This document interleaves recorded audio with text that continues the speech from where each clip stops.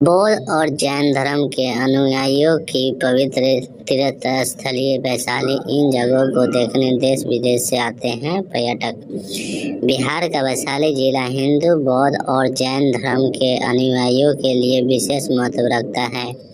वैशाली जिले में ही भगवान महावीर का जन्म हुआ था। इसी जगह पर महात्मा बुद्ध ने अपना अंतिम उपदेश भी दिया था। बिहार का वैशाली जिला हिंदू, बौद्ध और जैन धर्म अनुयायियों के लिए विशेष महत्व रखता है। यह वह शहर है जहां भगवान महावीर का जन्म हुआ था।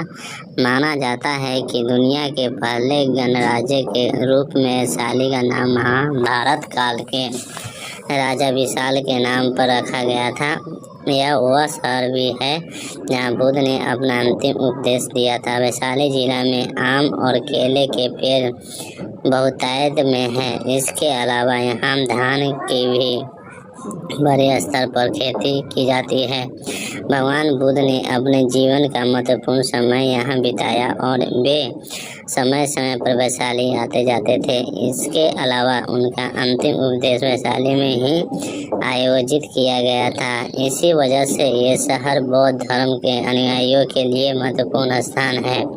इस घटना को चिन्हित करने के लिए अशोक ने यहाँ एक स्तंभ भी खड़ा किया था। अशोक ने कलिंग युद्ध के बाद बौद्ध धर्म ग्रहण स्वीकार कर लिया था। वैशाली जैन धर्म के अनुयायियों के लिए भी पवित्र शहर है क्योंकि यहाँ भगवान महावीर का जन्म हुआ था। वैशाली जिले में मौजूद ये जगह देखने लायक है। अशोक स्तंभ। कलिंग नरसंहार के बाद अशोक बौद्ध धर्म के एक अनुयायी बन गए और उन्होंने वैशाली में अपना एक प्रसिद्ध अशोक स्तंभ बनवाया जो यहाँ हुए भगवान बुद्ध के अंतिम उपदेश को याद करने के लिए था। उत्तर की ओर मुख किए हुए स्तंभ के शीर्ष पर भगवान बुद्ध की अंतिम यात्रा का दर्शाया गया है। इस पर एक सिंह की जीवन जैसी आकृति है। ध्रुव के बगल में एक ईंट का स्तूप और एक तालाब है जिसके रामकुंड के नाम से जाना जाता है, जो बौद्धों के लिए एक पवित्र स्थान है। यहाँ एक छोटा तालाब भी है जिसे रामकुंड के नाम से जाना जाता है। विश्व शांति स्तूप 125 फीट लंबा शांति शिवालय बौद्ध बिहार समाज द्वारा जापान सरकार के सहयोग से बनवाया गया था। यह वास्तव में विशाल सफ़ेद सुंदर स्तूप है जो तालाब से घिरा हुआ है, जहां आप खाली समय बिता सकते हैं। विश्व शांति स्तूप के ठीक बगल में अभिषेक पुष्करणी है। उत्तरी तट पर एक संग्रहालय है जिसे खुदाई के दौरान मिली कलाकृतियों को 4 दीर्घायों में विभाजित किया गया।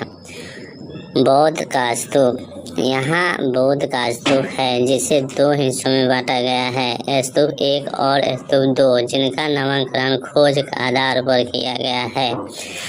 उन दोनों में भगवान बुद्ध की राख जो 8 भागों में विभाजित थी, पत्थर के ताबूतों में संरक्षित किया गया है। बौद्ध धर्म को लोगों में बौद्ध स्तूप को लेकर अनुयायियों में भी अभी बहुत श्रद्धा है। विशाल किला।